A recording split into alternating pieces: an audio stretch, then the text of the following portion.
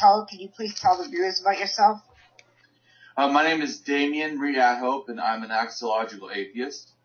And a little bit about me, I will tell you basically how I became an atheist. It's about 7, almost 8 years ago now. I was a devout Christian, and throughout my whole life I had basically 2 forms of Christianity. When I was younger, before 13, I was basically raised in a religious cult called the local church, which is in Southern California. It's basically from Witness Lee, who is an Asian pastor that doesn't believe he's a pastor. He doesn't believe that anyone should call the church, a name. It's pretty weird. Anyways, I was raised in that. We didn't have, it was almost like Jehovah's Witness. We didn't have birthdays. We didn't have holidays. I didn't watch TV. I was very insular. We didn't allowed to have friends. I mean, I really knew almost nothing but just religion. And my mom divorced, and at 13, I went to go live with her. She's an evangelical, non-denominational, Pentecostal Christian, dancing in the aisles, screaming and, hollering and all that nonsense. And even as a kid, both those seemed extreme. I never really bought into either of that shit. The speaking in tongues shit was crazy, and the religious cult was crazy. But I still, for some reason, had no disbelief in gods. I mean, I feel ashamed now to think of that because I just feel like I must have been not thinking. But when I was a child, like I said, I didn't have any outside influence because of not having TV and stuff till I was 13 when my mom left. I went to live with my mom, and we didn't listen to radio except things were religious. I mean, so I didn't have a lot of outside influences some people would normally in society have, which I think is, I experienced a lot of child abuse because of that. I also experienced a lot of actual child abuse. I was starved. I was beaten, a lot of different things, supposedly from this loving, person that likes God. Anyway, so I ended up, because of the abuse, I ended up becoming a drug addict and an alcoholic. And at 17, I got sober, and I went to AA for like 18 years. And in AA, I realized, I could help people, and, I still believed in God. So I thought, well, I'm going to go to be a drug and alcohol counselor so I can go and help people. And so that's actually what spawned, to me becoming an atheist, was going to college. One of the first really inklings for me was in college learning that, in biology, that everybody, basically starts out this default female.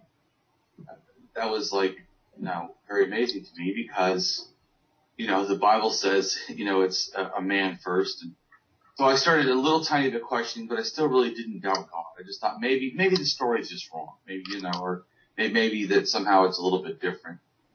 But they told us because spirituality and religion is so connected to addiction therapy, even if were to be a secular therapist, you have to know about religion.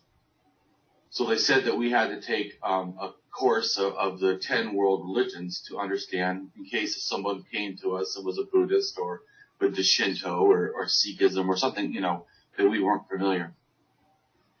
In that class was the first time that I've ever even, heard about these religions. So I couldn't have listed, 5 religions of the world. I mean, I was completely fucking ignorant, and I wasn't even really familiar that there was that many Christian branches. I mean, I was just really insular and ignorant.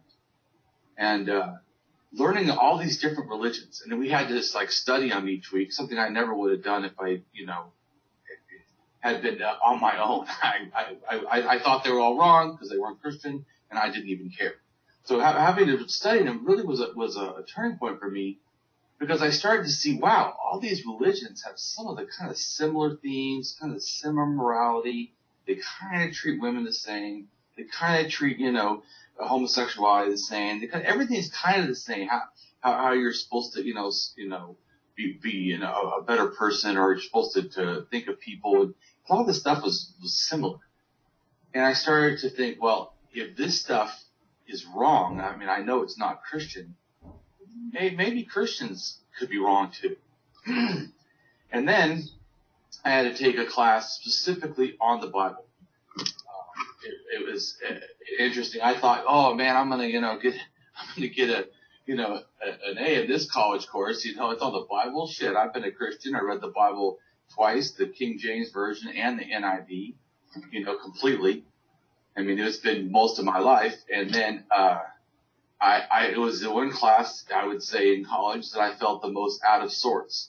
For the first time, I felt like I was standing on quicksand, because everything they told me made the Bible sound false. And it wasn't even an atheist book. It was just telling like the historical and the documented things about the Bible, when the books were written, who could have written them, and how the people were of that time, and all this other information that, you don't get even if you were to read the Bible. And that like the Epic of Gilgamesh and how it relates to Noah's flood and just all this different stuff. And I really started doubting religion right there. I started doubting Christianity for the first time in my entire life. I also started doubting God. And when it got halfway through the class, and they started talking about Satan, Lucifer, and the devil, and the serpent, and how none of them actually are really connected, and they explained it, it blew me away in a way that was so profound that like I felt like heat shooting over me, because it was like, I realized my whole fucking life is a lie. All this is bullshit, and it's wrong. It just blew me away. It was like, I tell people, it was like, for me, it felt like, being born again as an atheist. The truth hit me so hard that I just stopped believing. I didn't even go to agnostic. I just stopped believing completely. I didn't even know what an atheist was. I had never met an atheist. I had one friend when I was in high school that was a Satanist. I had never read an atheist book. I didn't know anything about it. I just knew that I no longer believed. I realized this is all false.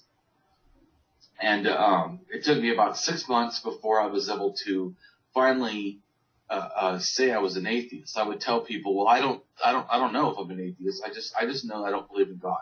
I didn't understand that was actually what an atheist is. And I thought, well, I didn't understand, because I thought, well, I don't say I'm anti-Greek mythology, and I now see that religion and the Bible, Christianity, it's all just mythology. It's all just made up crap.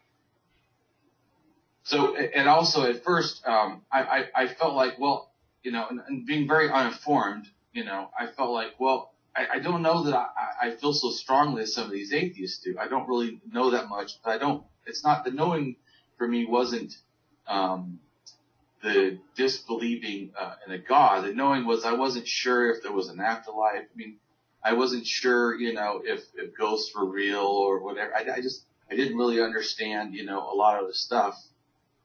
I didn't think that was connected to atheism. And so at first I started calling myself a spiritual atheist. I remember that. And, but a lot of it really had to do with just being uninformed. I didn't know what spiritual meant, and also I think that it's hard, because when you're religious, you're taught religion. I mean, you're taught religion. You're given, this is this equals that, this equals that. Don't do this, do this. But when you become an atheist, it's like you're dropped into this, black void, and you're supposed to figure all this shit out by yourself. And it was really hard for me too, because I felt like everybody knew more than me, and I didn't know what to believe, because I had been lied to. I mean, I've been lied to about religion. So I come to this stuff, and they're like, do you know Dawkins? I've never heard of the guy. Do you know Christopher Hitchens and Sam Harris? Everyone's already starting like all this stuff. They know all this stuff, and I don't know it, and I don't know that it's true. I don't know, just because people say it's true, that atheists were correct. And so it was very hard at first. And that's actually what inspired me to do my book, is that I wanted to, what is true? I mean, I'm not saying the atheists were wrong. I just didn't know. And I want to know what is true. What should I believe? What should any of us believe? And so that's what got me started. And my book is called The Tree of Lies and Its Hidden Roots. It's exposing evolution. What's that? Can we just talk briefly about the book? You want to tell us, everybody, what the book is about? Yeah, well, the book, the title is also what the book's about. Is exposing the evolution of religion and removing the rationale of faith. That's the two main goals of the entire book. Is showing when religion started, why it started, and using archaeology and anthropology and linguistics and stuff to establish that, and then showing why faith is just unreasonable. All right, so can I ask you a question? Like, how do you want to start talking about the evolution of religion? Like, how in your view, how did religion start? Well, I would say religion starts in fear and starts in not knowing things. And I think that it's not a distinct thing really to us itself. I mean, there's animals that display, sacredizing behaviors and superstitious behaviors. And I think that both of those have the core elements with fear and control to why there is such a thing as religion in general, or why we're prone toward it. So I think that the core of religion to me is fear and superstition and control, those kind of elements. In other words, like if we fear something, we desire to understand it or control it, and so we try to explain it, or we try to. I think humans in general are pattern seeking. We like to understand things. We like to try to control so we can minimize fear and maximize, our potential. But it's just evolutionary to me that we do that. It's, like I said, animals that exhibit those kind of behaviors. Apes will almost worship a waterfall sometimes, or fire. They'll dance in front of it. They seem to see it as something, special. So, may I interject something? So does your book talk about like a time period where religion started? I mean, is that what? Yeah. Can you explain that? Yeah. Well, I basically show that there's kind of I consider it to be different stages. So it's kind of like pseudo superstition with kind of like symbolism and a mild form of superstitious behavior, and a sacredizing. Sacredizing is seeing things as like special or different or somehow attributing things to it, like anism, where you're able to see it as not just what it is, but have some kind of qualities beyond. And to me, that kind of starts, I would say, the real proto-superstition stuff, and it's probably about 600,000 years ago. There's evidence of proto-superstition, like the beginnings of it. It's not really anything close to religion, and then 300,000 years ago, that this kind of stuff progressed. You can see it in the way that they use tools, and at this time, especially red ochre, which like a red color of a stone that's used for pigments, and is also used in art and in body decoration, and it's basically like a red, like blood. And but to me, really, it gets to about 100,000 years ago where I think that you really start getting pseudo kind of religious stuff. So 100,000 years ago is when I start the real evolution of religion. There's two distinct burials both in South Africa and in Israel, where they sprinkle red ochre on the dead and put some grave goods. But as far as for sure worshiping something, it's about 70,000 years ago, worshiping a stone snake in South Africa. And I think that's really when we have evidence of actual worship. But then again, I don't think that's religion. How we think of religion today, that's not really religion. Then it progresses to about 50,000 years ago. You start seeing a lot more burials, a lot more sacredizing behaviors. But about 13,000 years ago, you really have an evolutionary change in religion, because you start to have the first religious, like human-built structures dedicated to religion. And this is in southeast Turkey, and it really shows that humans had, from this stage, they're not even domesticated yet. They haven't really domesticated plants and animals I mean, it's before really forming, distinct sedentary cities, but yet they're grouping coming from sometimes 300 miles away to practice religion. I mean, it's very interesting. And then about 10,000 years ago, this really ramps up, and you start to have like distinct sacred person. So before that, there's not a lot of evidence of like shamans or something. After 10,000 years around there, you start to have burials of sacred persons. The first and oldest burial actually is a shaman of a female in Israel.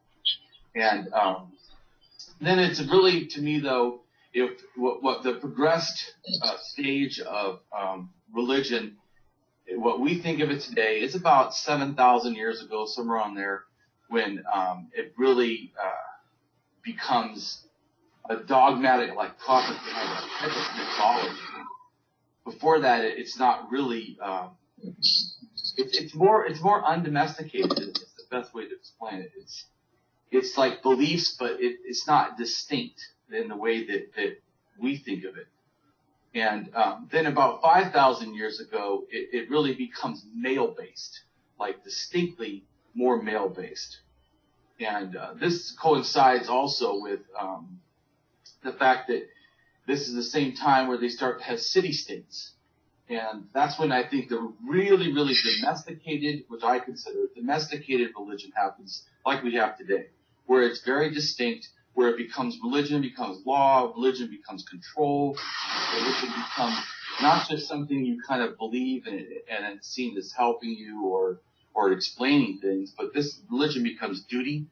You start to have like king priests, and I mean, there's a real change in what religion emulates for the people involved. So to me, that's, and then it progresses from there. It's very polytheistic, and a lot of people have heard of the Sumerians, and the reason why that they're so distinct is because they were like the first people to kind of do writing. So it's not that they're the first person to invent religion. It's just that they're the first person that we can kind of have more of a established understanding of what the religion that they had was. And what's very interesting, a lot of people don't know, is that the Sumerians basically have almost like two different creation stories. First off, they themselves are not who translated the stuff. Actually, the Babylonians after them called them Sumerians. That's not what they called themselves. And the Sumerians basically, like I said, have two creation stories. One of them was had a male or some kind of deities, but the other one is distinctly female. It's a female only, without a partner, creation of the world, which is very unique in any written religion, because most of it would be either dual or multiple as in polytheistic, or like later Judaism became another monotheistic one male god. But Sumerian have a myth of female created, which I think is very unusual. So, if you don't mind me asking you, at what point did Jesus Christ come into the picture? What point did what? Jesus Christ? But at what point did the concept and myth of Jesus Christ come into the picture? Well, it's basically, I would say, somewhat close to what the Bible says. It's about 2,000 years ago. Mm-hmm. Basically, but as far as like the myth that we understand now, I would say it's 300 years after that, really. I mean, even if there's somehow a person existed named Jesus, if you really understand it for archaeological evidence, okay, the person of Jesus Christ would have been Jewish, only for Jews, would have not cared about Gentiles, was not coming to save the world. If anything, was only coming to save Jews. And this message is somehow Jesus was for everyone, or to just made this major Gentile religion is completely a fabrication. I mean, it's that part. Whether or not you can question the personage of Jesus, the fact that today Christian being basically separate from Judaism is a total fabrication. That is evidently false. Because even like, what I mean by that is archaeologically you can look at the history of where the Christian faith started, and you don't have any evidence of people worshiping crosses or stuff, or having distinct even the fish, which was the first symbol for the Jesus movement. But you don't have any of that, really in homes and stuff until about 300. And it's basically more of a Roman influenced. So like when you talk about the Jesus mythology, I would say a lot of it's Roman influence. The only influence really before that was non-Roman, I would say, was Paul. But even Paul, people need to understand, Paul did not write all the books of Paul. All the epistles of Paul were not written by Paul. Paul wrote possibly about 6 of them. And then a few of them, like 2 or 3 of them, are considered to be questionable. And then the rest are absolute, fabrications. They're not written by Paul at all. They're written by other people that use Paul's name. I mean, it's distinctly, but even if you take all of those and you really read them, Paul doesn't know about the crucifixion, did not see it. I mean, he doesn't understand the facts of it. He doesn't list, that Jesus was born of a virgin. He doesn't talk about the Trinity. A lot of the things that people think of as the, important for the Christian faith are really not established until later.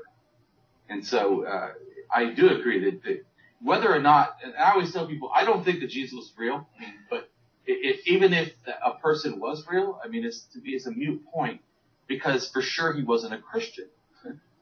Especially the way it is portrayed today. And early Christians, there's no mention of Jesus being God. It's Jesus is the Son of God, a lesser person than God, but not actually part of God. So it doesn't match up. Persephone, do you have any questions to ask Damien?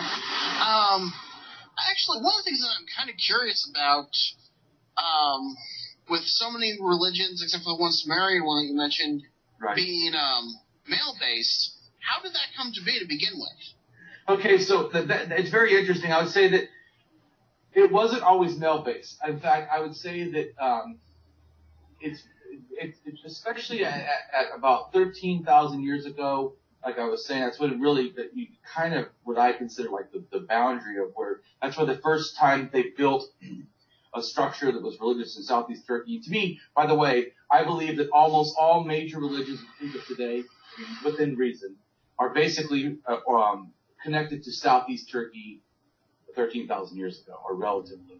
A lot of the ideas, in fact, even 10,000 years ago, it's believed that all European languages came from Turkey. That's not the only belief. There's their belief that 5,000 years ago they came from the steppes of southern Russia, but archaeologically that's not totally founded. And even if it came again, it doesn't debunk the fact that the origin of the oldest stuff comes from Turkey, which I didn't know until I started researching. But like you talked about, so what happened? So I would say that before that time, women were seen as somehow sacred. This has a lot to do with misunderstanding nature. So women were able to have babies and not men. So it wasn't really male-based religion, because you needed to have fertility for babies, I would say, to begin with. And they sacredized a lot of things about fertility in a way that we don't. Like, they saw the umbilical cord as like possibly a snake, that a snake gives life and a snake takes life. And so they didn't understand the way that we do now. So, but how it kind of, the beginning of it changes is the fact of that when animals were domesticated, it's about 11,000 years ago, 12,000, somewhere in there, they started domesticating animals. Before that point, there's no images of female that are sexualized. There's nudity of females. In other words, there's like figures, little figurines that are found. The oldest one is about 250,000 years ago of a nude female.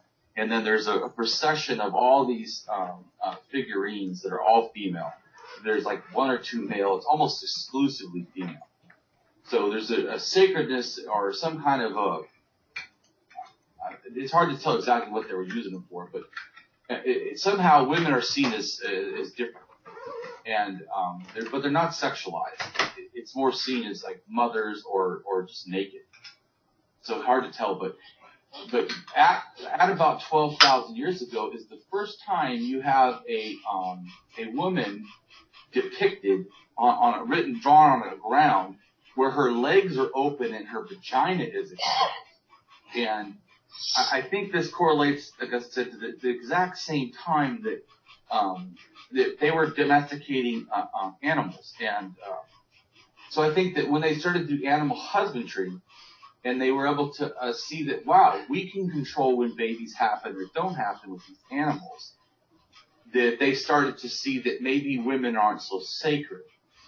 And but it still seems like it's somewhat equality. Like I said, the oldest shaman are actually female. So it's pretty bizarre to get a male-based religion at a time when females were seen as the shamans. But I still think that it has to do, like I said, a lot of it is the fact that its undomesticated religion is somewhat either egalitarian or somewhat female oriented. But I think that people didn't understand that. Like I know some of I've done a lot of research in the goddess stuff, and the problem I would say is some of the feminist goddess beliefs are too extravagant compared to the archaeological reality. In other words, if we see a female as a goddess, that doesn't mean that we hold all women to be special, or that we give women equal rights. It just means that we see just one goddess. I mean, the Romans believed in goddesses, and they certainly did not, respect women as equal. So I think that's, but like you said, but I think it is really about the sacredness or the removing of specialness of female. And then there's a place in Hungary that's the easiest to see the shift, because there's a continual burial of people in this one area for about, I think it's 3,000 years. And at 7,000 years, you see the grave goods, like the things they put with the dead, of male and female, kind of the same. But as it goes closer and closer to about 6,000 and 5,000, you start to see more male, less female. You see this shift. And that really, like I said, over in the Middle East, especially in Mesopotamia, and you really have the same thing happening. It's almost like at the same time. But the problem is that we have this opinion people back then didn't travel. I mean, that is just completely, utterly false. I mean, first off, we need to understand that the reason why, the world is populated is because people left Africa. I mean, this thinking that nobody moves or, people don't, that's all they did, especially back then, because they didn't have this towns. They didn't have sedativism. They didn't have people, when flocks or animals migrated, people migrated. I mean, it wasn't, or if water dried up, you didn't just try to make it, you followed the water. I mean, you went. And another thing too is there's a lot of climate change happening at different periods that are really distinct. When an area you're living in all of a sudden dries up or becomes too cold, you have to leave. So like at one point, everybody's up in the mountains kind of, and caves and stuff, but then it becomes freezing cold. Europe turns into, solid ice. Everybody has to go south to survive. They can't stay there. And so a lot of the motivation like this. So what happens then, because it has to do with resources. When resources, like you talk about with women, when resources start to dwindle, there starts to be a need to protect resources. This is also a very distinct thing, I think, that why male-based religions happen, is you start to need people to fight, to protect you and your resources. So it becomes more like glorifying the warrior or the king or the person that can like order and keep stuff. And so that's why there's this, but also you have to understand that even Judaism, the way we see it today, is false. I mean, the Jewish people practiced the belief of a goddess and a god. It wasn't a male-only religion for a long time. What's written in other words, just understand, it's like 90-something% of the population of Israel, when the first books were being written, were completely and utterly illiterate. I mean, they not only could they not, write, they couldn't read. They didn't. So you have a few elite people who can read and write, and they basically, it's like someone today. I mean, we wouldn't trust one politician to tell us what America is, or tell us what gay rights are. I mean, that's ludicrous. So to believe that these one or two, religious zealots, because they're the ones that are, writing these books, that they're telling us the truth, the whole truth, and nothing but the truth, is just ridiculous. I mean, they said whatever they wanted. And the people that were practicing their religion, say of Judaism at the time, the Hebrews, or the Israelites, they didn't even know what these fuckers are writing to even contest it. I mean, and then so there's also, most of them that were writing it were like in Jerusalem or with the elite, the kings, so the standard people, they didn't all live in Jerusalem. They did separate things. Archaeologically, you find goddess Ishtar prominent with Yahweh for a long time. Can I ask a question? Yeah. I was reading this article on Facebook today, and he finally came in. I was hey Emmanuel. This is Emmanuel, by the way. Emmanuel, this is Axiological Atheist, Damien Marie. He's our guest tonight. This is Persephone 66. How you doing? Fine. Good. So, we're just talking about the evolution of religion. Damien wrote a book about, do you want to say what the name of the book is against? It's The Tree of Lies and Its Hidden Roots, Exposing the Evolution of Religion and Removing the Rationale of Faith.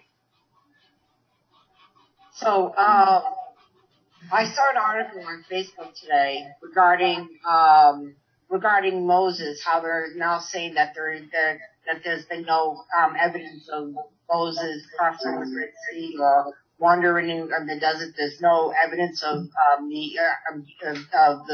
Egyptian slaves leaving Egypt and during an exodus and the Exodus. What do you hear on that? Yeah, well, first off, I would just start with saying there's no evidence for Moses. Let's just start there. There's no evidence of a person called Moses. There's also absolutely, for sure, evidence against the fact of one person writing the 5 books of Moses. I read a whole book on how the 5 books of Moses are basically written by at least 6 people. I mean, and it's very evident in the styles, and also if you old Hebrew stuff was actually written began in what's called Paleo-Hebrew. It's before Hebrew, and it's basically not even Hebrew. It would be like Proto-Canaanite or Proto-Phoenician. And so before Babylon, before the Jews are taken to Babylon, they have a different language, and afterwards they come back with a new language. So because of that, it's very easy to tell time frames and stuff when things happen. And it's absolutely a fact that another thing too people don't understand is how the Bible is presented to you is false. In other words, even if you believed it, I mean, the book of Exodus is written first. The book of Genesis is written second. I find that really funny. So, and it absolutely is true that there's absolutely no evidence of, well, first off, there's no evidence of the Jewish or Israeli people being separate from the Canaanites. Archaeologically, North Israel has evidence of a people that were Canaanites that just started practicing not eating pork. They have the same pottery, they have the same house structure, they just make it simpler.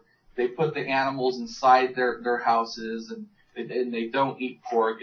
But most of the stuff, in their pottery, like the Canaanite people's pottery is a lot more like intricate, but it's the same pottery. It's just not as intricate. It's the same people. It's just like people that were Canaanites. So in other words, not only did they not come from, they're not slaves in Egypt, they never were, fought anybody for the land of Canaan. Kill nobody. All that is total bullshit. There's no evidence of fighting. There's no evidence of anything. In fact, they take the like I said, Proto-Hebrew actually is Canaanite. I mean, it is the same language. So they take the same language, and the beginning books of the Bible uses the word El as God. Well, El was the Canaanite god. So they use the same God. They have the same pottery. They have the same house structure. Then genetically, we know genetically through DNA that like the Palestinians and Jews are basically the same people.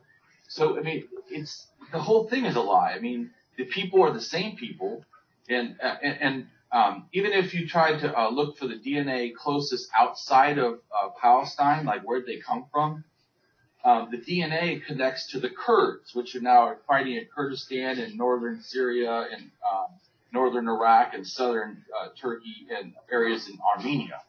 But I mean, so if anything, though, all those people really are all the same. I mean, they're not a separate people to begin with. I mean, so the Moses thing is just laughable. I mean, it's laughable. There's not one person. It's laughable to try to say that they were in Egypt, and it's totally false. You know that he wrote the books anyways. What I think is sort of laughable is the fact that we're wondering the desert for like 40 years. That's what I find laughable. Oh, about the 40 years in the desert? Yeah, that's what I find laughable. It's like, okay, let's think about this for a second. You're in a desert wandering around. Probably within a day or two, you're going to be dehydrated. I mean, 40 years, no, that's not impossible. Well, yeah, if you know the area, too, it's really funny, too, because even if we say they were there, let's just say that you have to understand the area of the Sinai and Egypt and Israel in relation to Egypt. Okay, so at the time, supposedly that they drowned, or God supposedly drowned the Egyptians, or some of them in the Red Sea, and supposedly they left the Egyptians. The point is, you need to understand, politically, Israel was owned as a property or a province of Egypt anyways. Two major world powers at that time owned the areas that are close to Israel. Egypt and then the Hittites in the north. So there never was a time when Palestine was a sovereign, the way that we think of it today. I mean, it was owned. So even if the story of the Jews was true and they ran away from the Egyptians, running to where the Egyptians own a province wouldn't have helped you. I mean, you would have gone right to where that they were already at anyways. I mean, if anything, they would, if supposedly they were going to get away, they would have to run north to about where Syria is or higher to get with the Hittites, because the Hittites and the Egyptians were somewhat enemies, but they also had a treaty in the time too. Yeah, but there's also the fact that if God was all powerful, why would he let these people wander in the desert? Like, if God was all powerful, wouldn't he somewhat guide them to the promised land? Well, yeah, I mean, there's supposedly that how far that they traveled. I mean, no one would be lost anyways. I mean, it's really stupid. Manuel, did you want to say something? Oh, the funny thing about God, that God, it's so strange that God has so many strange demands. Like, even today, we have such crazy ass demands that people here, according to their God, like stoning gays to death, how Jesus Christ needed to be nailed on the cross in order for everyone to be quote unquote forgiven and all that shit. Yeah. Yeah, no, I agree. It is crazy. Well, I tell people in my book, it's not even logical. Let's say that the Jews are the chosen people. If that was true, why didn't someone that was not connected to them, why did that story have to be told?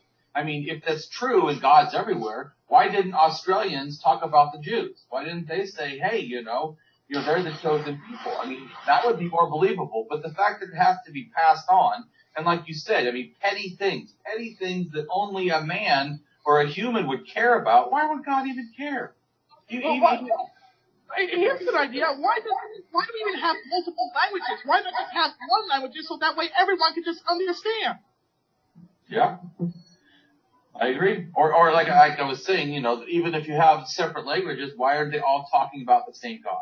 I mean, it's like you said, I mean, even Christianity has like 40-something thousand denominations now. I mean, it's the most confused thing, supposedly telling the one truth, You mentioned earlier that Exodus was written before Genesis. Now, why is that?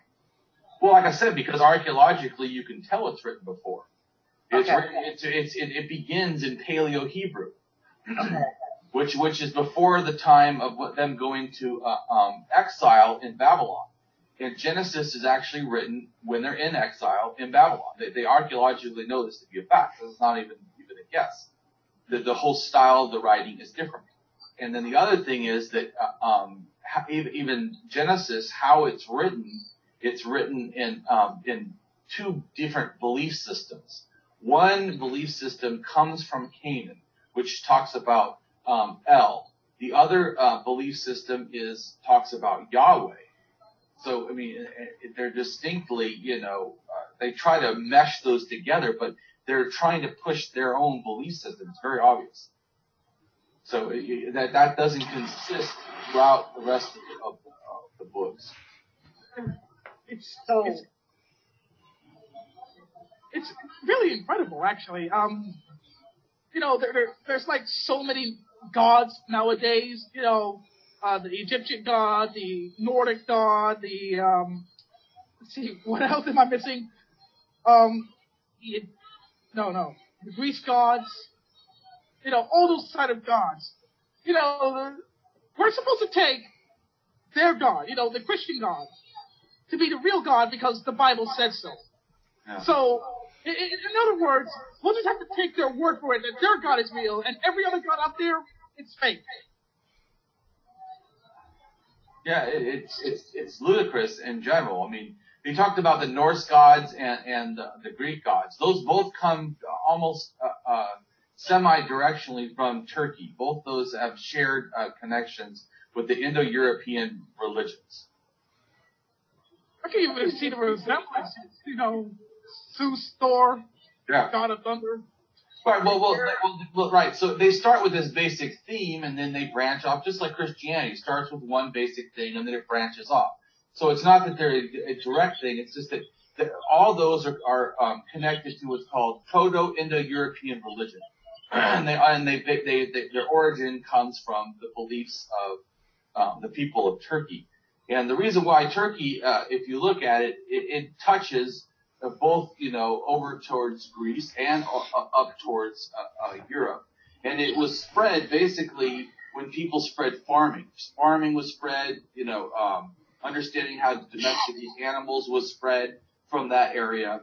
And so it travels with people, spreading things, spreading ideas, But like you said, I mean, they become, distinct because then they become separate. I mean, they get the idea and then they form it their own self. But yeah, I mean, they're all false. I mean, it's total nonsense. I mean, yeah, the ideology that, it requires people, not, by now, if this God really wanted to be worshipped, any God whatsoever, this God would have been well known by now, by many people. It wouldn't make sense that someone from, there wouldn't be people out there that wouldn't know the existence of God. It would have been imprinted in the minds of people by now. So it really doesn't make any sense for people to even to spread the word about Jesus Christ or Muhammad or whatever. It makes no sense. And you know what? Maybe, even if it's if this God is forgotten, why is there so many gods? Like, why not just? Why is it that that these people just create new gods? Like, just imagine if someone just creates a new god right now. Like, I could make a new god if I wanted to. Make a whole new religion. And people might actually believe it. Yeah, I think you need a certain amount of charisma to do that. That's why a lot of preachers get away with what they do. I know if you look at somebody like Joshua Furstein, he has a lot of charisma and he's able to convince people.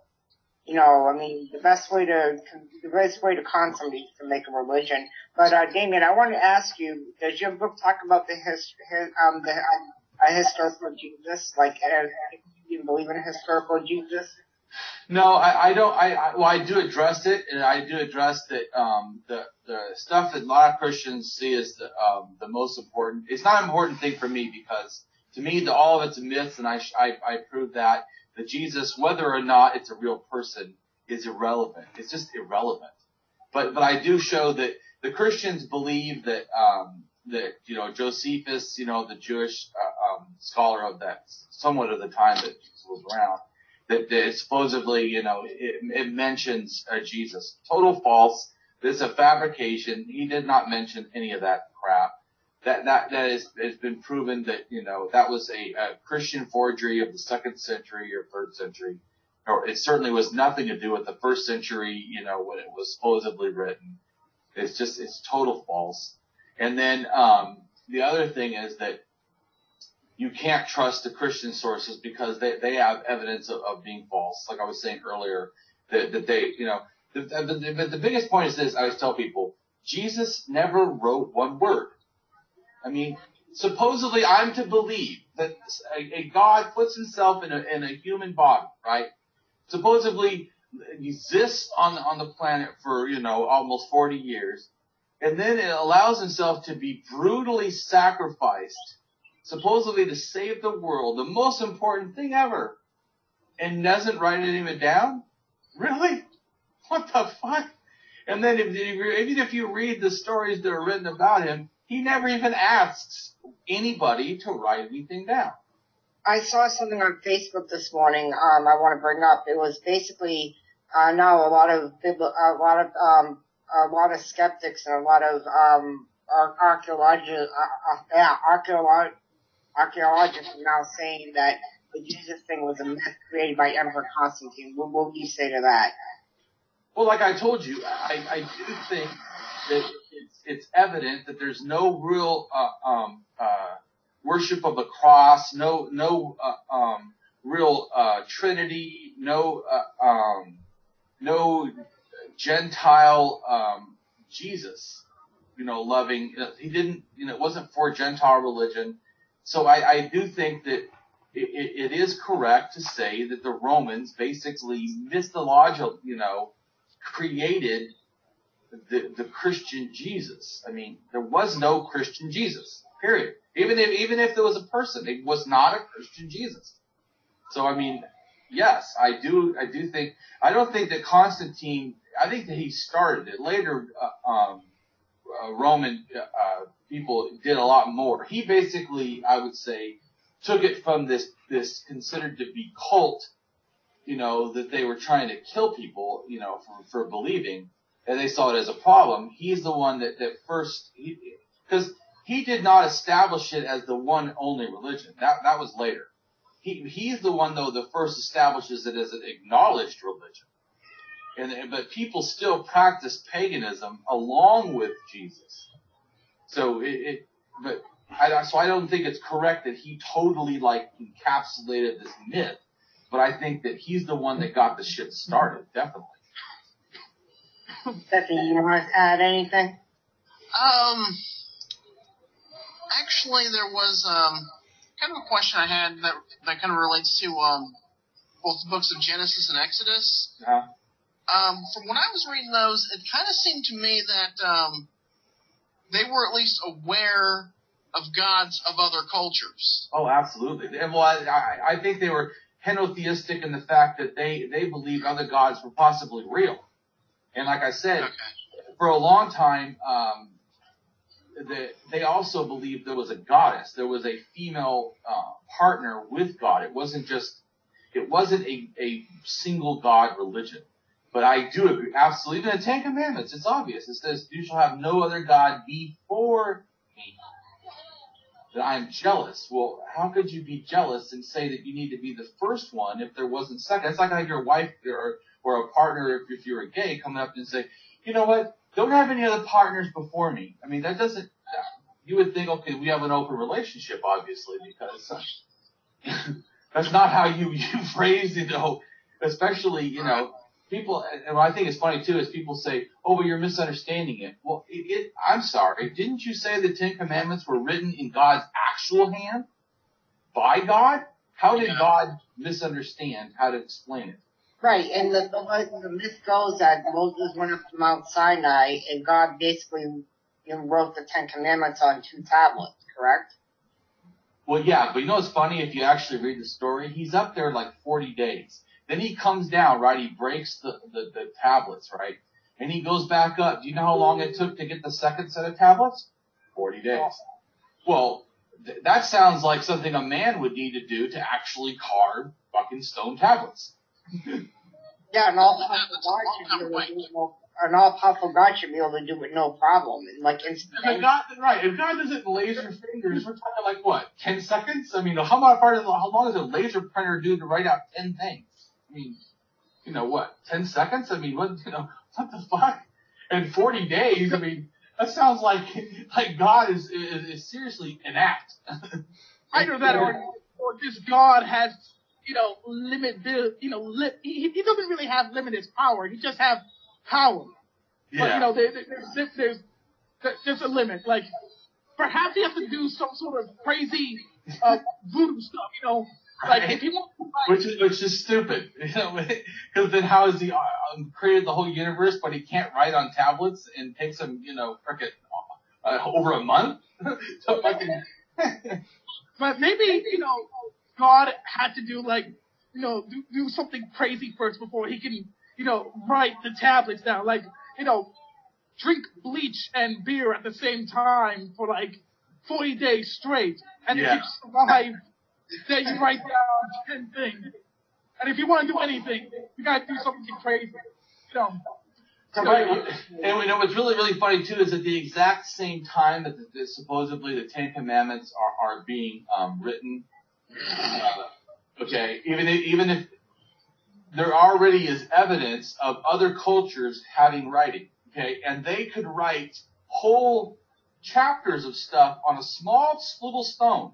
They made little small stones that were, I don't know, maybe 8-10 inches, and they had tons of writing. I mean, a whole a little book of writing. So to have these in a picture, or these gigantic stone things and only 10 things. So God doesn't even have the function of writing enough that people of that day did. I mean, it's laughable. Two big ass stones that Moses had to carry around, Right. These are the 10 Commandments right here. You better read. Maybe you have to make him extra large right there, so that way people that can barely see, could be like, right. Oh my God. Persephone, you were gonna say something. Go ahead. Yeah, it was actually one thing. I mean, this has reminded me so much of one of Eddie Izzard's routines, where he's talking about Moses receiving the Ten Commandments from God, but also while he's getting the Ten Commandments, while he's up there for those 40 days, what are the Jews doing? They're smelting metal and turning into a golden calf and worshiping it. Right. This doesn't make any sense. Well, right. But what the story is talking about is Baal, which is actually the son of El, which El is the Jewish god. So the son of El in the Canaanite religion was Baal. And this other thing too is that there's actually I can't remember now which book of the Bible, but there's a Old Testament book of the Bible that talks about Baal as a you call it, in a positive way. In other words, like most of the time, Bel in the Bible is seen as evil, like you said, the calf that they needed to destroy. But most of the time, that was not always the case. Like I said, there was a whole chapter where it talks about people actually naming their kids after Baal because, like I said, it's connected to the Canaanite religion. It's not the way it is to now. It's like it's not, but it really was. I mean, their God was the same thing. Does your book talk about Satan at all, or the devil? What's that now? Does your book talk about Satan? And like I know Satan's mentioned in the Bible. Someone I know in Genesis or Adam and Eve, you talk about the serpent. Does your book cover any of that? No, I don't. I talk about a little bit, but no, I don't.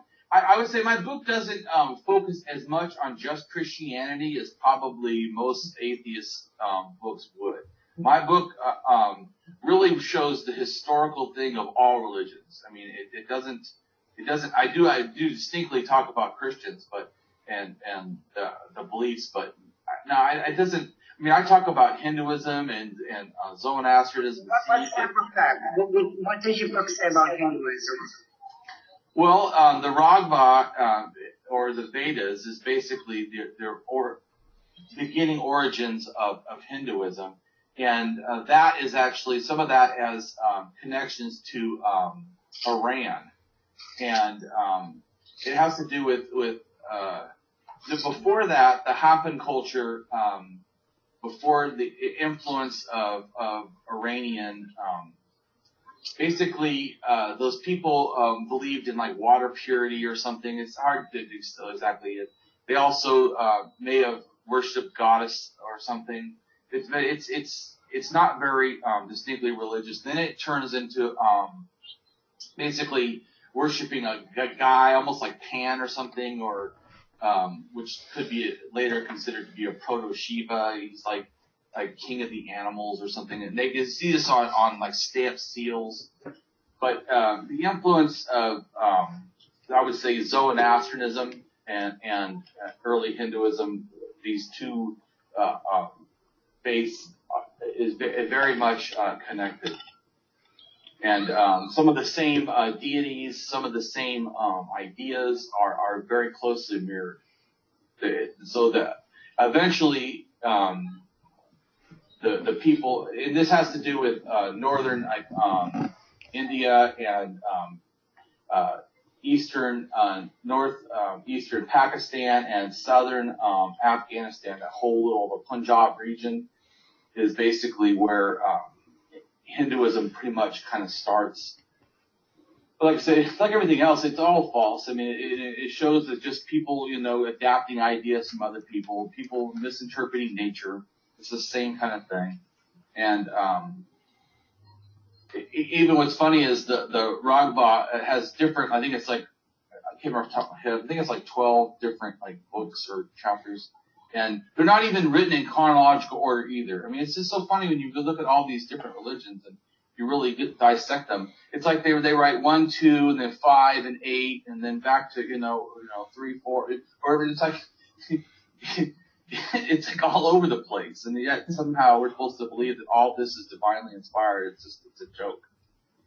Now, if you don't mind me asking, what other religions does your book cover? Islam?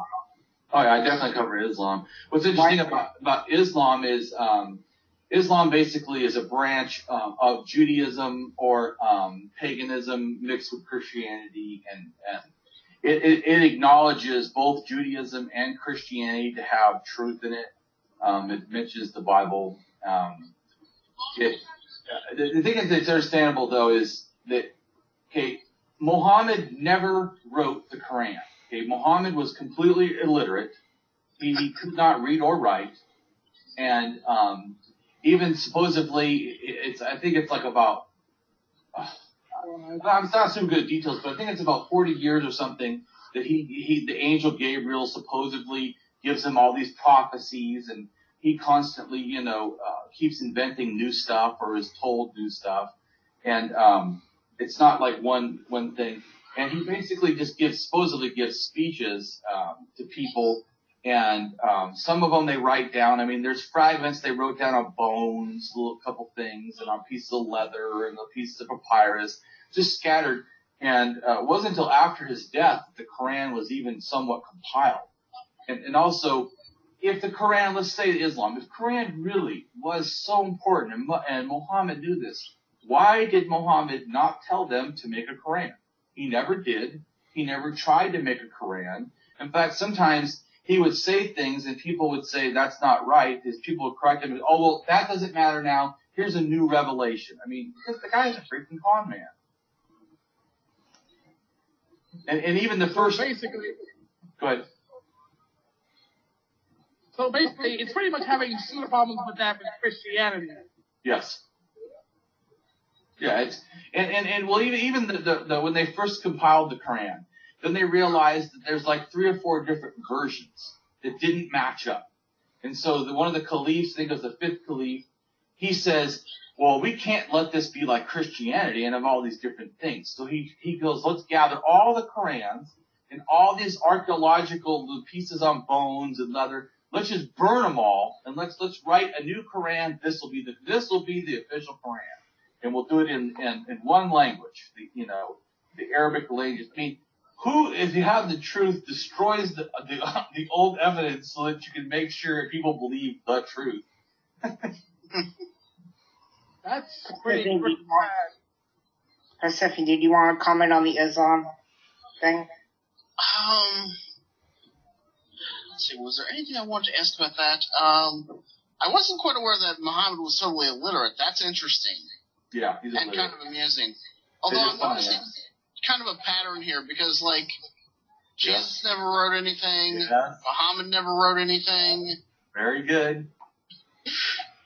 Of course, Yeah, that's very astute of you. I learned, too, by studying all these different religions, that it's actually bigger than that. So, you have to think of this. Okay, so Moses did not write even one of the 5 books of Moses, okay? Mm-hmm. Jesus did not write one of the things about Jesus. Paul did not write all the epistles of Paul. Then Muhammad did not write not one word of the Quran, okay? But it's worse than that because it's in other religions, okay? In Taoism, Laissez Tao did not write one word of the Taoism. Buddhism did not write one word of Buddhism. And then Confucian did not write all the things of Confucianism.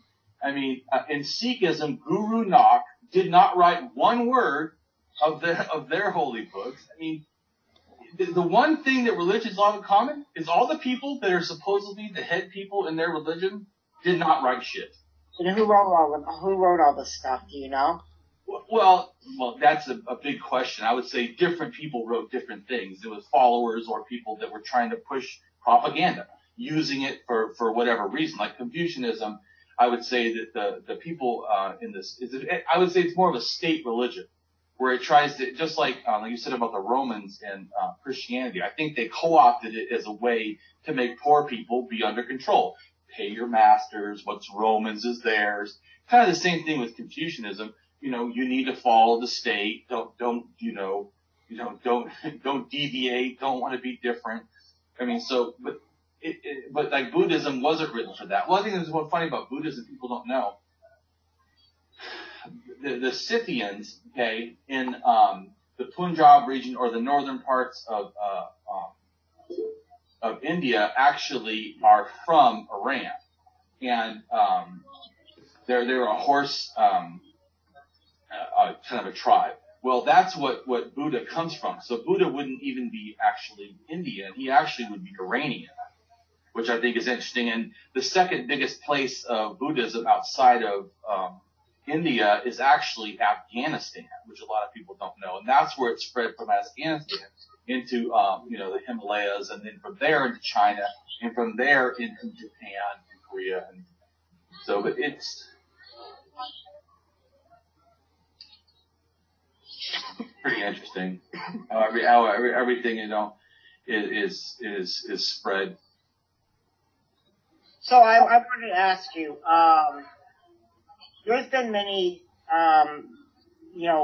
writings in the Bible that are taken from other cultures. Like, for example, if you look at Noah's Ark was taken from Sumerian. Mm-hmm. Am I right on that when I say that? Well, yeah, sort of. The Sumerian flood myth, which you're talking about, the Epic of Gilgamesh, actually is more like Babylonian. But yes, it's Sumerian influenced, and then Babylonian people basically, expanded on it. There was this. And yeah, it's very close. If you read it, it's very, very close. Yeah, I mean, it even talks about putting doves out. But, it talks about a lot of the same, kind of stuff. I mean, it's very, very similar. There was this man named Ziosutra. I don't know if you're familiar with him. He's a Sumerian king, and he's like even older than a lot of these other flood myths, like the Sumerian king Ziosutra. Are you familiar with that? Yeah, like I always said, the Sumerian myth is not the same as the Epic of Gilgamesh. The Epic of Gilgamesh is more Babylonian. Right. But yeah, the Sumerian myths, talk about older myths. I mean, but I think that in general you have to understand that for them, probably, if you look at the floodplain of lower Mesopotamia or Iraq, in parts of Kuwait, they didn't have that distinction back then. That area, is prone to flooding. So I mean, from the Gulf itself. So I mean, could they have had little villages there that got flooded? Yeah, a global flood, ridiculous. Right. Yeah, I'm glad we brought that up because that was another question I wanted to ask. I know a lot of religions have some sort of a flood myth. You already mentioned Gilgamesh and Noah. Yep. If I'm not mistaken, the Greeks had at least one or two flood myths. Yep. And The Greeks do, but the Greeks do basically, like I was saying too. The Greek myths kind of come from Crete, and Crete kind of comes from Turkey. So Turkey is influenced by the Sumerians. In other words, what they're saying too is the Sumerians and the Turkey people, are the people from Turkey, or which was Antinola, or Asia Minor. Those are actually kind of the same people. I mean, and they traded for 14,000 years to 6,000 years. They traded heavily throughout the whole area because it's the one tool they needed to cut things and whatever and to make weapons. And even later, they needed copper. Turkey was the first to make copper, and the first, like I said, 11,000 years, and the first to domesticate really animals and plants. I mean, but they spread these ideas. All these people were like sharing ideas. It wasn't so distinct, as we think of it now. But definitely, even like China, the oldest stuff in China, like pottery is like 14,000 years old, But see, the point is about you asked about like a lot of flood myths. The humans in general need water, so right. Humans, and they're like, I would say all human cultures invent the bow, or relatively can invent the bow. But that doesn't mean they're all 100% connected. So I do think that we emphasize that, like you said about flood myths. Yes, most humans live near water. Most water, rivers or whatever flood. I mean, this is not, that surprising, or people live near the oceans, and then oceans levels, because of the ice, formations different on climate change will raise lower. So, I mean, the fact that a culture could, like, there's places in Israel where right off of the ocean, there's underwater, they've now found, towns, or like, with freshwater wells and stuff, that now are, underwater. So, I mean, flooding in general is common because people live near water. I remember this one guy who told me about there was proof that Moses really did part the Red Sea. No. In half. No. Balls. I know. That's total bullshit. Yeah, you're talking about the gold of Exodus, the guy that supposedly says that he found, chariots or all that. The guy is a total fucking liar. Total fucking liar. Well, what if he found chariots? That doesn't prove anything. He didn't find shit. He's a total fucking liar. He is a complete and utter fucking liar. So, I mean, they're done. I mean, he also said he found, the Ark of the Covenant on Mount Ararat. Lies. I mean, may I throw a statistic out to you guys? 60% of American people believe in Noah's Ark. Like, they don't even believe it really happened. Stupid. What do you say to that, Damien? Well, I would say that they're stupid, first off. I mean, because just think about it. I mean, let's say that it was true. I mean, it's not, but let's say it's true. Even if everything else, just think of reality of science, okay? So, you have all this rain happening and all these animals. Let's say they all go on there. Let's say for some reason you're able to feed them, which is ridiculous. You're able to keep them from dying because, all animals of the world are not climate, the same. I mean, some animals need to have wet environments, some need dry. Some animals need to have, cold environments. Some animals need to have warm environments. I mean, there's animals that will die if they're cold. There's some animals that will die if they don't, they don't have, heat. I mean, or wet. I mean, but let's say that somehow all that is accomplished. Okay, if you put all animals on Mount Ararat, well, Mount Ararat is it has two peaks basically, but one of them is like about 11,000. The other one's about 14,000 feet. I don't know the last time you checked, but that's freaking high. Yeah. And the reason why there's snow, cause it's high. I mean, it's fucking high. I mean, that's shit high. So anything up there would be frozen to death. First off, let's just say that, but somehow that magically, doesn't happen. Well, the water is supposedly, okay, we're happening, not for 2 days. I mean, it rained for 40 days and 40 nights, supposedly. But it didn't, like, all the water just dissipate in 1 second. It took a long time. I think it's like about 6 months. Okay, 6 months underwater. What happens to everything living, including plants? Die. Plants need to have, oxygen. Plants need to not have a completely submerged environment. Trees will die. I mean, they don't. So all plant basically life would die. And all animal life, even some fish would be contaminated because they need to have, either fresh water or salt water. Mix them together and on top of the fact of all the pollution and the dead bodies, and then it's ridiculous. So let's just say all the water goes and all the animals somehow live in the ark, which is ridiculous, and then live the 6 months, while the water's draining up there at, 14,000 feet and not freeze to death. What are they eating? Just science in general. What?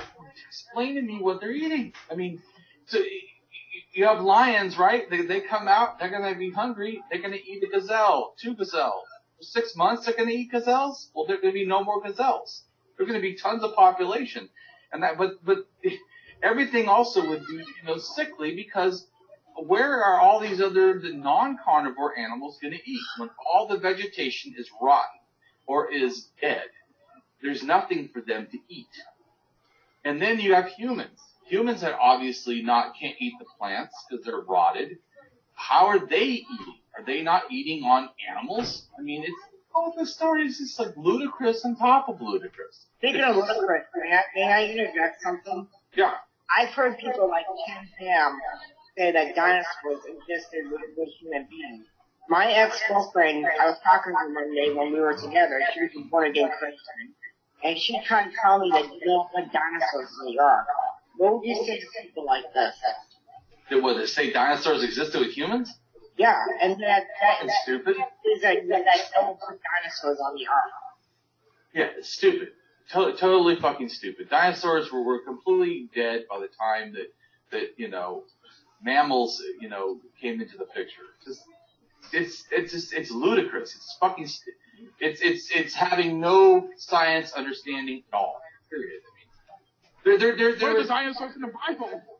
Yeah, as far as the Bible mentioning things that could be, they talk about the Leviathan, right? The Book of Job.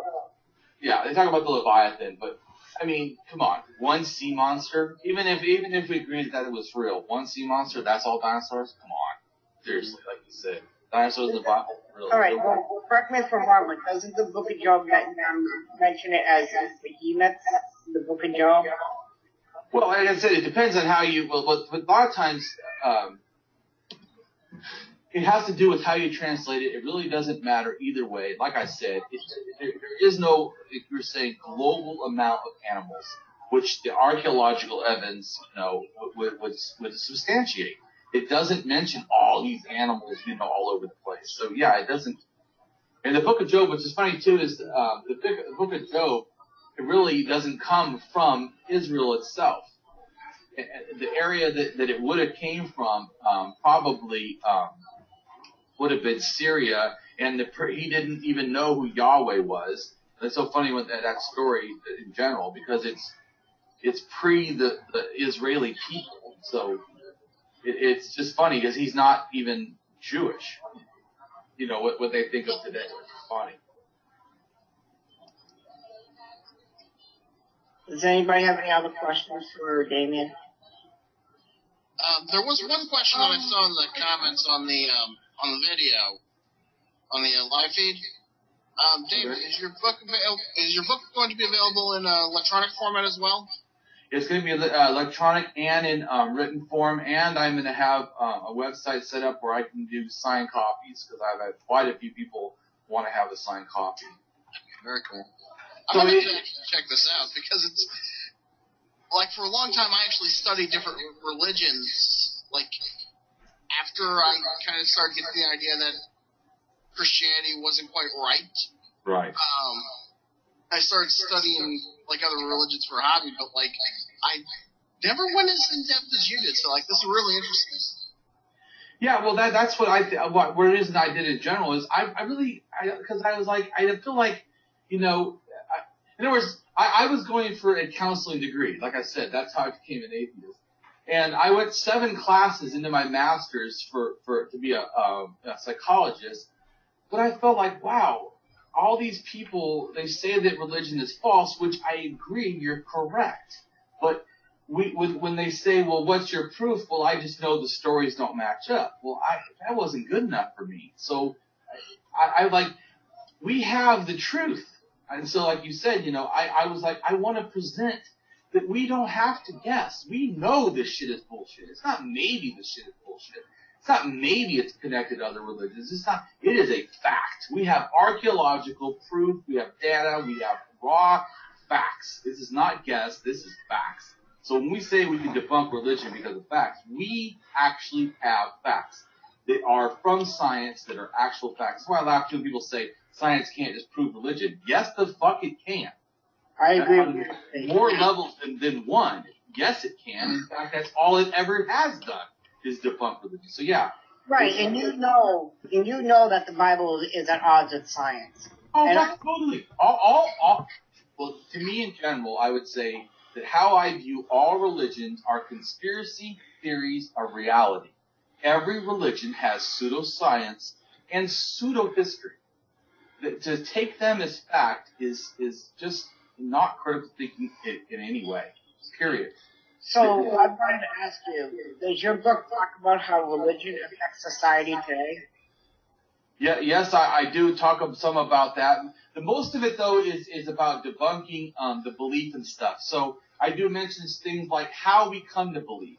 I do talk about philosophy. I do talk about even the fact that most religion requires prophecy or revelation. In other words, it requires someone to know things they cannot know. And I explain how this is not a valid form of understanding. And how, even if it was, we have to assume that the best of it has to be somewhat misunderstood or false. And I explain this by also showing how prophecies in the Bible and the Quran and other religions are false. But also how I also talk about even like psychics. How let's just say that psychics are real. Let's believe them. I mean, but what has been done when they've been tested is they almost do no better than 50 to 60% accuracy. And the highest accuracy is like 70%. So even if they were 100% real and everything they said, there's no 100%. There just is no 100%. So to believe that somehow people through prophecy get 100% knowledge is just stupid. It's not found to be matching, testable reality.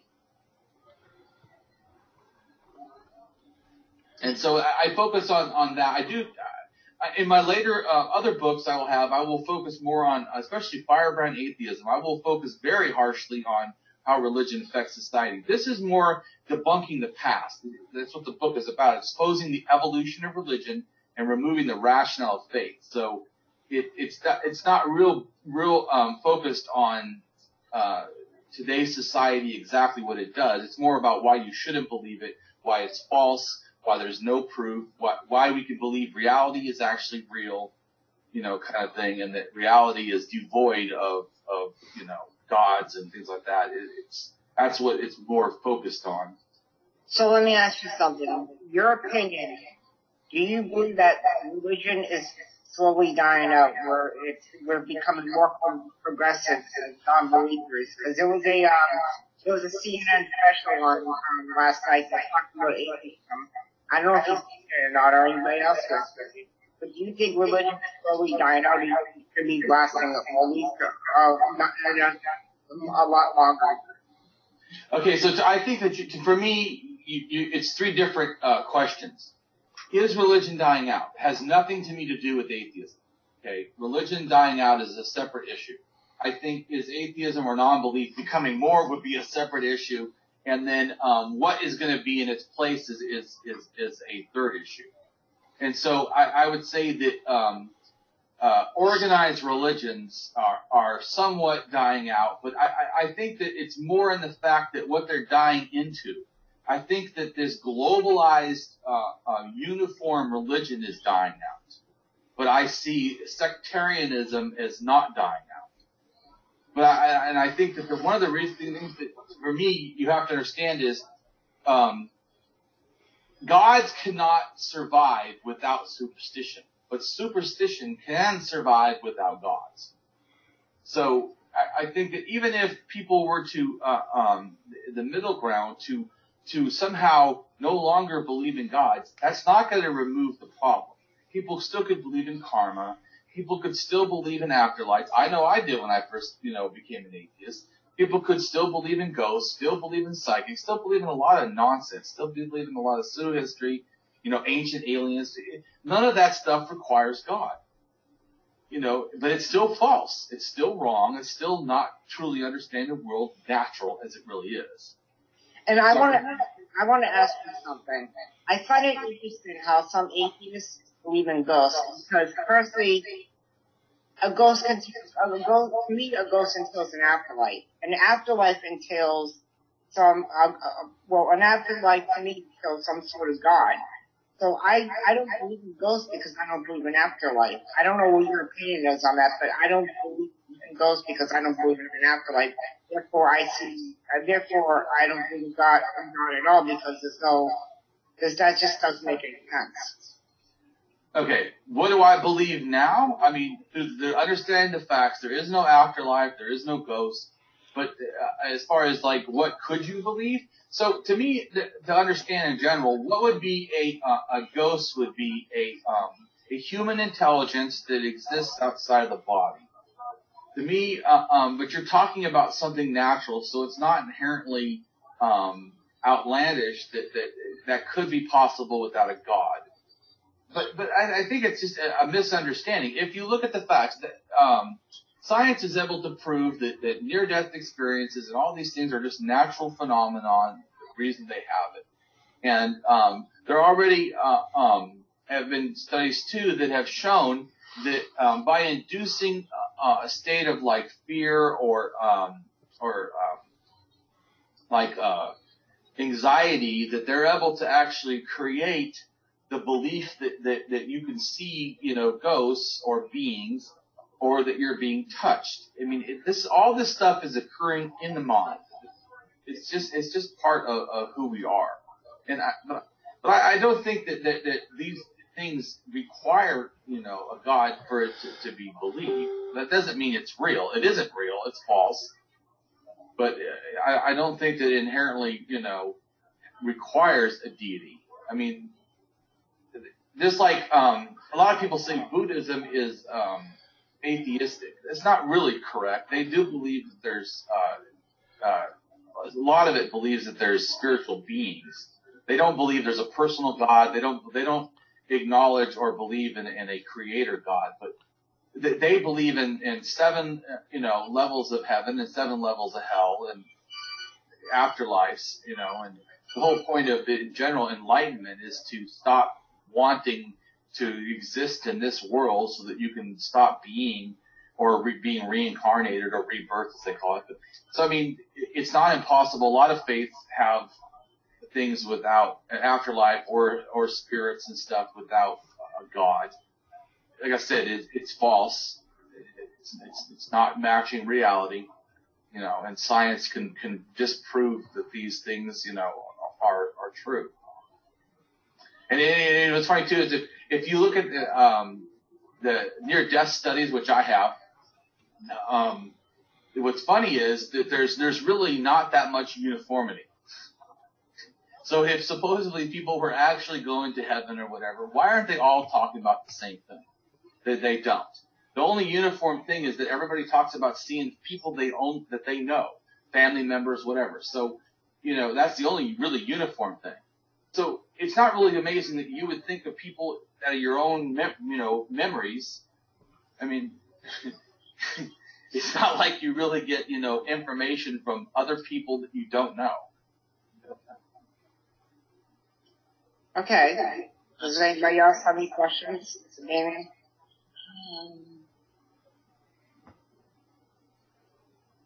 I'm trying to think if there's anything else I want to ask.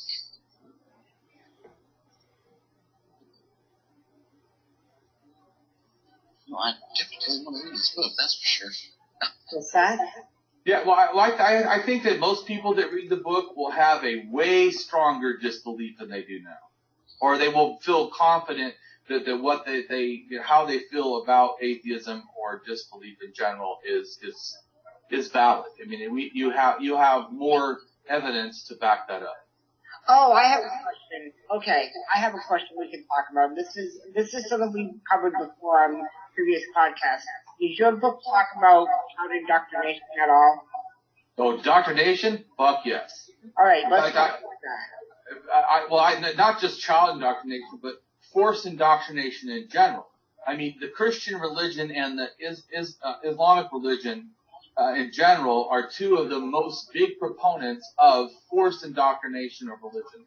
And so it's no shocker that both of them have to have a large following. Well, they've made that happen. That was not like, people said, oh, this is the truth, and they all started believing. No, there's fear and murder and forced conversions and killing of people that don't believe. So sounds like what ISIS is doing right now, beheading Christians in Iraq, correct? Well, I think ISIS is very interesting because I think ISIS really is not killing Christians. I think the majority of what ISIS is doing, not that they don't kill Christians, I'm not saying that. I'm just saying the majority of what they're doing is actually killing Muslims. So I think that if you're asking about ISIS, I see ISIS's goal is making Muslims hardliners. They want true believing Muslims. Because let's just say, how much have they attacked Israel? They haven't. Okay, how much have they gone out of their way to attack other areas? They're really going after Muslims. But I think that, like I said, what they really want is they want fanatical Islam. They want to produce fanatical Islam. I think maybe later their goals, after they do supposedly do that, would be then to attack Christians en masse or attack the Jews en masse. But I think that what their goal is really to radicalize as much as possible Islam and kill any who don't want to radicalize Islam. Right, but there's including Muslims. Right, but there's also an atheist in Saudi Arabia. I can't remember his name. Sidney was talking about it one time. There's this atheist that's in prison in Saudi Arabia, and he's been flogged, and now he's going to be executed for being an atheist. Yeah, but ISIS does not. Yes, that's fucking terrible. I think all blasphemy laws are fucking disgusting. To me, in general, as people are valuable, beliefs and ideas are not. I mean, to put a belief over a human being is disgusting to me. So, but ISIS does not run Saudi Arabia. Well, I know that. Yeah. So, I'm just asking her about it. about that Saudi Arabia does atrocities. Well, I was specifically asking you about that the atheist that was in prison. I know that's different from ISIS. I was just asking you. I was just bringing up about the guy that's in prison right now in Saudi Arabia for being an atheist. I think it's wrong. I think the fact that if you're asking me, what do I think about it? I think our government should not be dealing with a country like that. I mean, it's personally offensive.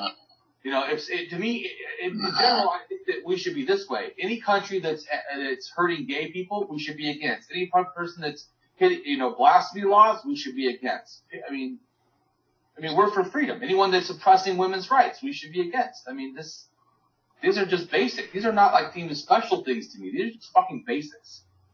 So that's my opinion. Yeah, getting back to the indoctrination thing. So your book does talk. Let's talk further about that. Your book does talk about indoctrination. You touch on child indoctrination at all? Yeah, yes, I do touch on child indoctrination. Like I said, I see it part of a larger indoctrination. I think that it's child abuse to force children. I don't think that a parent has the obligation to not tell what they believe, whatever that is. I mean, you have the right to say I like the sports team. You have the right to say I like this music. You have the right to say I like this religion. I think that the indoctrination is when you say you must do this or else. Or if you don't like the sports team, you're less of a human. Or if you know what I'm saying, that kind of stuff. Or if you're gay, you're subhuman or you're wrong. I think all that is a problem. Not the telling what you think, but the shaming and the force and the threats. Because a lot of times, especially Christian and Islam, is threatening, given to children. Even if the threat isn't that I'm going to physically hurt you, the threat is that God will. It's still subversive and abusive. No one would, like, I understand counseling. Like I said, my degree, my bachelor's is in psychology. No one would say in psychology it was not abuse if you tell your child they're going to be killed. I mean, or be tortured. I mean, that's abuse. Let's look at the concept of hell. I mean, people don't even tell their children they're going to go to hell if they don't accept their religion and accept and do that's to me child abuse. Absolutely. Yeah, I think that in general, I think that telling children and forcing children with that stuff is absolutely child abuse. It's psychological abuse, absolutely. But a lot of them too, they're alienated. If you alienate a child, like what happened to me, I couldn't watch TV, I couldn't do stuff. Not that a parent has to let a child watch TV, but it was a forced alienation for the goal of keeping religious purity or removing any ability for me to have outside information. To me, that itself is a form of child abuse, psychological abuse. Damien, quick question on that. Were you homeschooled as well? No. Basically, my parents never had me do homework. They just didn't see. Like you asked, to them, schooling was irrelevant. Why care? God was coming back. My parents were fanatic. They would wear white sheets with red writing. Hell is happening. They didn't think I was going to make it out of high school. Oh, goodness. They were fucking fanatics. When I tell you fucking fanatics, I mean, they're the kind of, they had friends that were arrested for trying to almost bomb abortion clinics. They are fucking fanatics. I was raised by people that, especially my father, but fanatic. I mean, they're true believers. I thought when I was a child, which I think is also child abuse, that I had demons because I masturbated and I thought about sex. And, I couldn't stop it. I liked it. And, I was told I had demons. And I really actually, for a long time as a child, really felt ashamed that I had demons, which I think is fucking disgusting and total child abuse. I mean, but my mom would go around and anoint the windows and doors with oil and pray over the house to kick the demons out. And that's the problem with Christianity, is it teaches people to be less of a person. It teaches us that we're bad, we're inferior in the eyes of God. And that's one of the main issues I take with Christianity. Yeah, that's one of my issues. I always tell people, why I'm now so mad about religion, and I won't ever stop. I don't consider myself a new atheist, and the fact that I feel like that was because of 9/11, you know, the new atheist. To me, as long as people are shamed and made to feel less than human, I will hate religion, and I don't see that changing anytime soon. I mean, to me, when they say, well, religion doesn't harm, you know, other people, religion, that's all it does is harm other people, as far as I'm concerned. I mean, all right, man. Talk to you later. So I mean, catch you later, man. And they say inaccuracy, say that there's only male and female, totally inaccurate. That doesn't match the you know, biological data. To say that homosexuality is wrong does not match reality or the psychological or biological data. It doesn't match. I mean, to say that women are inferior, it's not reality. The things that they, how could I not be against them? To me, anyone who's ethical, it should be against things that are unethical. This stuff is vile.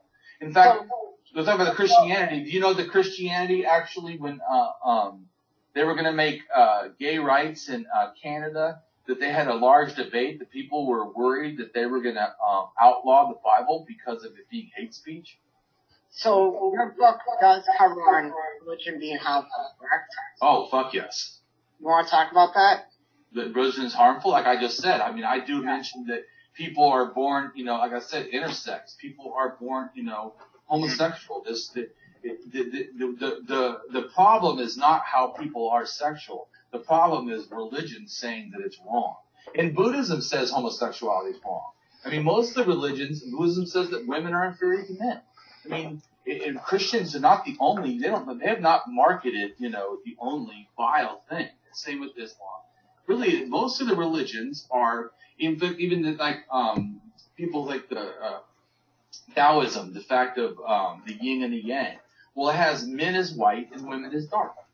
Men is upward seeking, women is lower seeking, you know, and it's just bigotry. It's all this is. It's just bigotry with a nice little fucking label on it. And I am against it entirely. You know, humans are natural to be humans, to be sexual, to be loved, you know, and the boundaries that religion puts are vile. And like I said, to me, that beyond all the physical harm, the biggest and most deep, lasting, vile thing that religion does is it makes people actually not hate others, but hate themselves. And I fucking hate that. So, yeah, I mean, I totally agree with what you're saying, because I've seen a lot of times where I will, you know, I've had talked to Christians before, and the first thing that comes out of their mouth is, well, you need to respect my belief. Well, no, I don't, because if your belief is harmful, I'm not going to respect it. I've said this many times over. And even when it comes to the gay community, if somebody's bashing gay people, I find, and they use their Bible as a source of that and justify their bigotry by saying, yeah, well, the Bible says that homosexuality is wrong. I take an issue with that. Well, first off, to me, what's really stupid about the Bible is in homosexuality. Because, I mean, Jesus, tell me which verse Jesus mentions homosexuality. He doesn't. Okay. He doesn't. Yeah. So, fuck you and your Old Testament shit. If you're going to talk about Old Testament, I mean, the Old Testament is the most stupid bullshit in the world. That you get killed for working on the Sabbath. What the fuck? I mean, come on. Who hasn't broke that? We can start killing Christians because they work on the Sabbath? They eat shellfish either, or mixed fabrics. Yeah, mixed fabrics. Or you're killing you because you eat shrimp. I mean, this is fucking. Or you're killing you because you eat uncloven animals. I mean, what? This is like, I eat a horse. It's fucking stupid. This is just such arcane, stupid bullshit. And it doesn't justify the hate. And just like I was talking to you earlier, I mean, if you look at the Jesus story, Jesus sounds homosexual. And Paul sounds homosexual. Paul says that if you have sexual desire, you should get married. But Paul says he has a thorn in his side of sexual desire so much that, you know, he can't stop it. But yet he doesn't get married? Well, what other would it be but desire for, I would say, for men? Or for something? I mean, he obviously doesn't feel he can get married. Well, why is that? He's the proponent that if you have sexual desire, you should get married. Because the thing is that back then, I mean, as the stories of the Bible say, you know, if you desire, if you have lust, you have sin. You don't even have to actually do things. It's like that Minority Report or whatever it is. That it's the thought police. I mean, you get arrested for what you think. Well, who the fuck doesn't think? Show me one person that doesn't have a desire. I mean, it's stupid that everyone's a sinner. I mean, everyone is, you know, it's just stupid. So I have a question for you. Does your book talk about the sex abuse within the Catholic Church? No. Okay. I just wanted to know what your opinion on that was. No, like I said, that kind of stuff where it's more about today, is specific stuff, this book is more historical. It's maybe about 600 pages, and it's basically 6 chapters. So, I mean, so I'll tell you the chapters. So chapter 1 is, what is it to have faith? Chapter 2 is evolution of superstition to religion. And chapter 3 is progressed, organized religion. Chapter 4 is religious motivation. Chapter 5 is supernaturalism, symbolism, morals, and myth. And then chapter 6 is reasonless revelations, prophecies, and predictions. Okay, well, can I ask you about I'm just saying, so you understand what the book is about is more about, you know, how this crap happened than, I mean, it would be just too big for me to add everything that's happening today. That's fine. Can I ask you about the moral issue? Like, what are your views when a religious person will say that atheists have no morals? I know that Phil Robertson just recently made a really terrible argument. And I was a pretty sick argument, saying that if you don't have God, I know you're talking about. Yeah, it's totally fucking ridiculous. First off, to me, morality, you know, is not shown to be some kind of gift of God's or religion. I mean, like I said, first off, I mean, modern humans can trace their DNA from one basic source, you know, of male and female to about 200,000 years ago in Eastern Africa. So, I mean, humans have been around a long time. Religion has not been around a long time.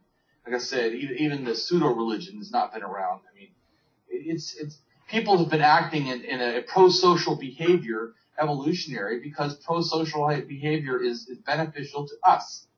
So, I mean, all mammalian animals exhibit empathy and exhibit some forms of altruism and care and seem to have, especially higher ones, mammals seem to have the ability to differentiate, you know, out-group and in-group behaviors that are pro-social.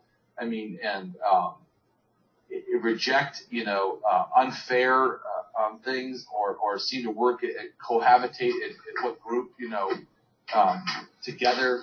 So the morality in general, to me, you know, is mainly a thing of evolution. It's a natural process that happens when you have to, you know, coexist with other people. And so to think that somehow religion has given us is just stupid.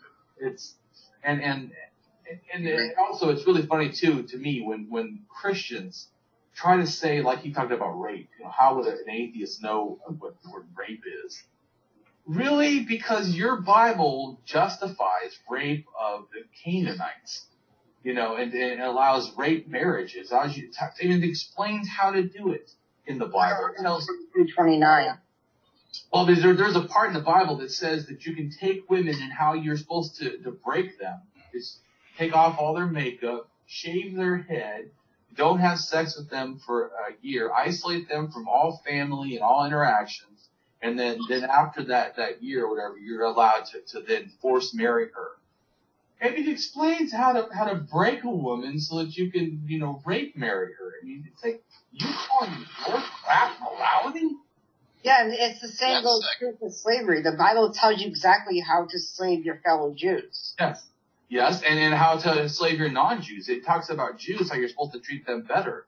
And the non-Jews, you know, they didn't have that thing. Although what's funny, too, is it talks about how you're supposed to properly beat children and how you're supposed to properly beat your slaves.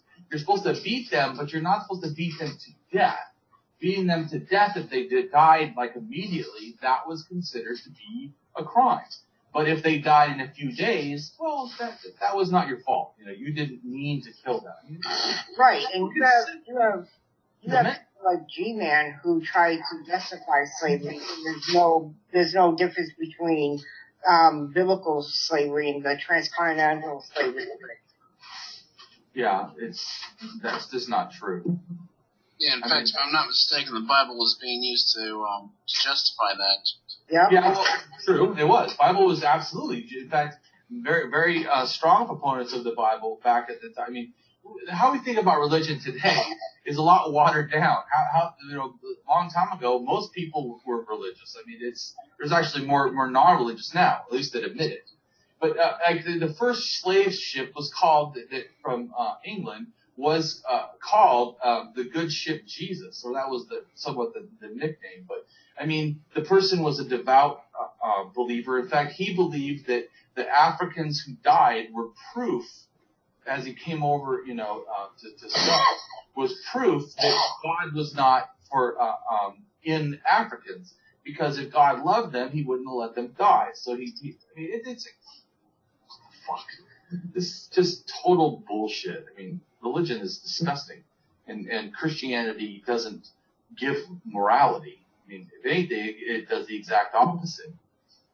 Like I said, morality to me would be, respecting people's right to own themselves, that people have the right to not be harmed. People have the right. I mean, it's like someone being gay doesn't hurt anybody.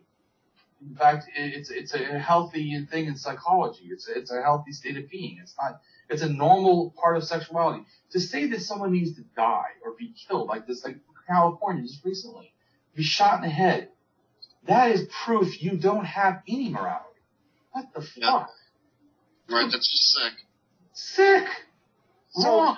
This should be fucking hated. I mean, it's a fucking plague. So, Damien, I have a question. What would you say to Christians when you say something that's immoral in the Bible and they say to you, well, you're taking that out of context? Because I've heard Christians say that to me many times, where I would quote something bad from the Bible and they would say, you're taking that out of context. Like, what would you say to that? Well, I mean, it's a global statement in general, taken out of context. But so, I mean, what I would say is all we have to do is look at what your God supposedly did. Your God was willing to kill the entire world, okay, through the flood. Most, the Christians believe in. So, I mean, your belief is that babies were killed. I mean, God killed babies. God killed animals. God, in other words, if that story is true, then God is the largest mass murderer in the history of the world. I mean, and to think that that's a moral being is just flawed in general. But they'll say that God is all perfect.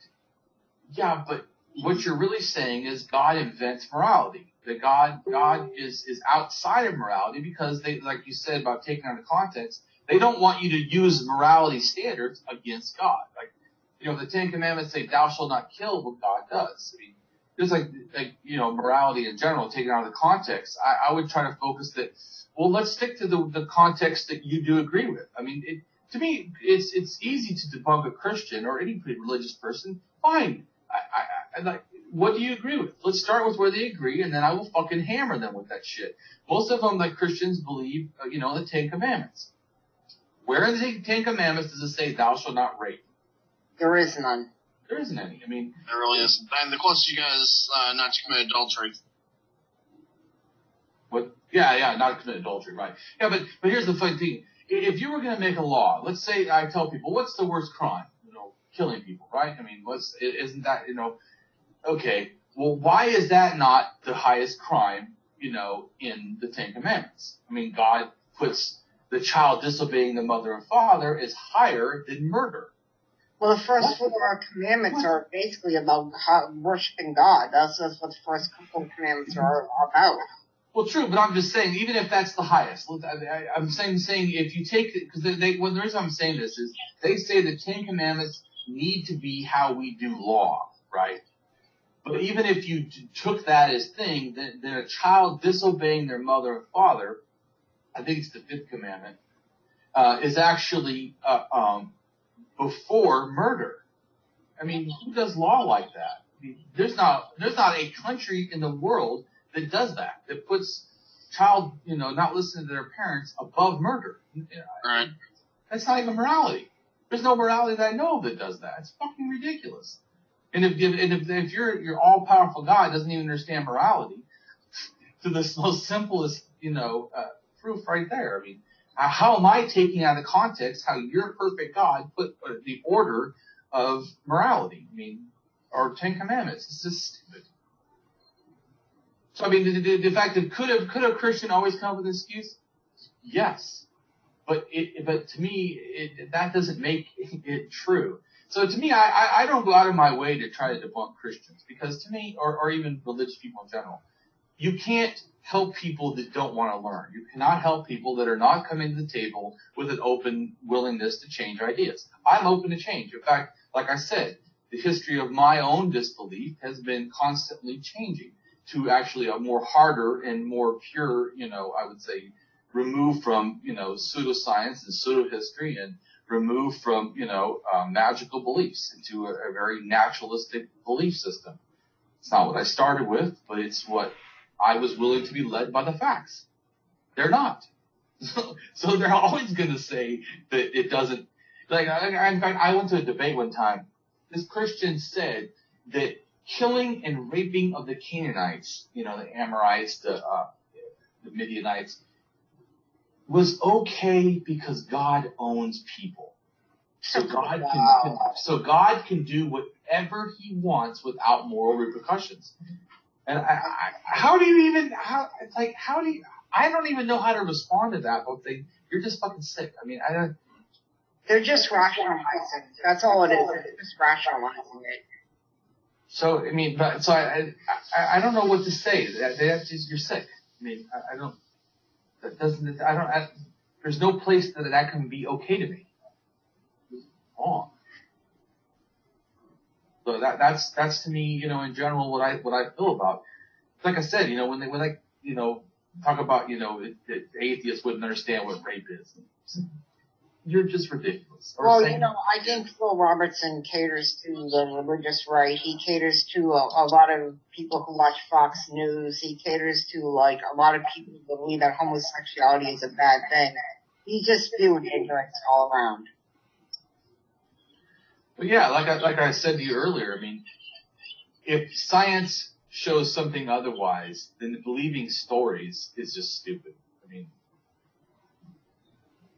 all the stuff they say just doesn't match reality. Yeah, and all religious people have to fall on is faith. They have no facts. Everything they believe in, they believe because of their faith. And faith is not facts. Faith is believing in something without evidence, and you have no good reason to believe in it. Right, and in philosophy, there's a thing called fideism, which is basically faith over reason. And that's what most religious people use, even though they may not know what the philosophy is. And people don't talk about the philosophy often. But basically, faith over reason, or fideism, or faithism, is what people are using. That somehow faith is a pure form of knowledge than actual knowledge, which is I mean, right. I mean, doesn't make sense. I've heard my ex-girlfriend say to me many times when we used to be together that faith is a virtue. No, faith is not a virtue. Faith is gullibility with a halo. Yeah. Like I had somebody say to me the other day, why can't you just believe without evidence? I'm like, why should I? That just, to me, seems like, leaving myself way open to be taken advantage of. Yeah, well, actually, like you said, really what they want you to do is believe contradictory to the evidence. The evidence shows that their things are false. They want you to believe even though that evidence is showing their stuff is false. That's even more ridiculous. No rational person should do that. I mean, that's completely even if I conceded that there was a God, even if I did believe, why would I want to worship a God that kills people and is a jealous God? He's not worthy of me worshiping. Just the fact that he flooded the earth and killed women and children and men, he's not worthy to worship. It's a disgusting God. And that's how I see it. Yeah, I totally agree. As an axiological atheist, it's a value theory or argument for atheism from value thinking. And basically, I agree. And axiological atheists say that no being deserves the title of God. God is not a name. God is a status of authority. It's like saying king, which they use in the Bible. They use Lord and whatever. But this is a status. God is not a name. It's a position. And I don't think, as an axiological atheist, anyone deserves the position of God. In other words, just because you're a powerful being, like in other words, just say that I'm more powerful than a child, that doesn't make me a God. So the fact of, even if, like you said, there is a being that had powerful abilities, it doesn't deserve to rule my life. It doesn't deserve to have the right to have ownership of me. Right.